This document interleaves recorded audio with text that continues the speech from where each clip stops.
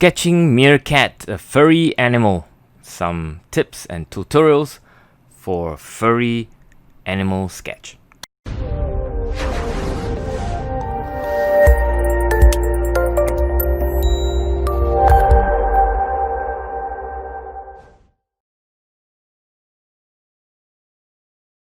As usual, as I look at the photograph of a meerkat, I do a very rough approximate sketch of the outline and some bits on the ground. Basically just to help myself when I'm putting the colors. It will sort of just indicate where the patches of blacks and so on are. I'm not going for realism or very accurate drawing, but just kind of like a feel of a meerkat. It is, after all, a 5-minute sketch, right? So here we go. The first thing I do is not even sketching the meerkat, but really the background, softening it as much as I can, just to sort of push the background back. I do sometimes go for the darkest dark. As you can see, the shadows underneath the meerkat is probably one of the darkest patch. So I go for a sort of violet or deep purple sort of combination. It's essentially French Ultramarine, Alizarin Crimson, the permanent version, and maybe a dash of Quin Burnt Orange in it. Same sort of mixture, a lot more softer on top at the back of the meerkat. I used, well, very lazily mixed the same color, a little bit too dark on the tail. So I need to go back and sort of soften it. I put down the shadows underneath, dripped in some yellow and some Quin Gold, just to give it a bit of a variety. I kind of took a very lazy approach, just to go with a very dark the dark eye and the panda look, so to speak, and the nose and so on, right? And a little bit more Quin Burnt Orange, brown basically, or orange, to give the body a little bit more of a lighter mid-tone, if you like. Soften the edges at the bottom where the shadow hits the body, and basically put more water in that sense. So I try to basically use a very wet-washed, or as wet as possible.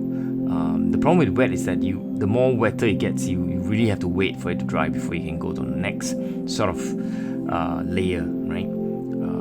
I'm sort of carefully putting in a bit more darker chest color at this point, more softening a bit more edges, if you like, and even softening the face and the top part of the head, just to make sure that it doesn't look like a sticker sticking onto a page, in that sense. Trying to soften the edges of the shapes that I have, continuing with loading more colors into the meerkat. Basically, when you look at a sketch like this, what you're trying to do is not to have too sharp an edge, but at the same time, the different patches of colors should be obvious. It should be readable, and it should give you a sense of different layers, if you like. I'm not trying to paint all the fur, but I'm trying to just make sure that I have some semblance of fur sticking out, especially on edges. Just give hints. The more you hint, then the less you sort of put in 100,000 sort of fur or lines, your sketch will look more fresh. So I'm almost sort of done with the body, I think. At this point, it's sort of coming together into a 3-dimensional form, if you like.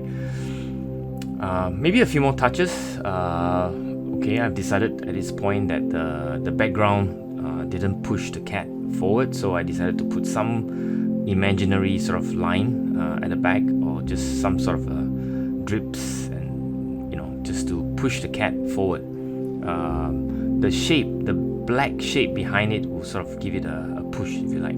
And now I'm going in with my Copic opaque white, which is my trusty opaque white, that I'm going in Some spots I actually don't use pure white. I mix a little bit of grey or you know, sort of slight purple in it, and depending on where I put it, some are pure white where I want it to be very, you know, white. But if you look at the eye, some parts of it are actually not complete white, so it's more like grey. So as you can see, the fur as well, some are very white, some are just grey, sort of fur, if you like, in that sense.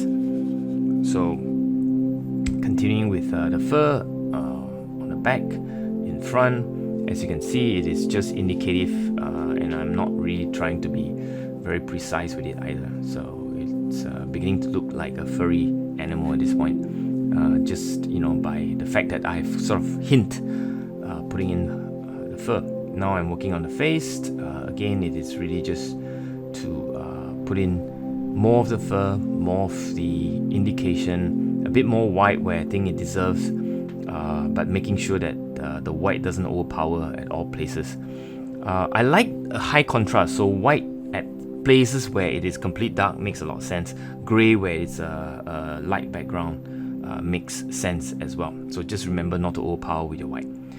So I think I'm done. I think this is it. So if you like the content that I make, and to encourage me, please subscribe. And if you like this video, please smash the like button. Thank you very much, and have a good day wherever you are. Peace. Bye.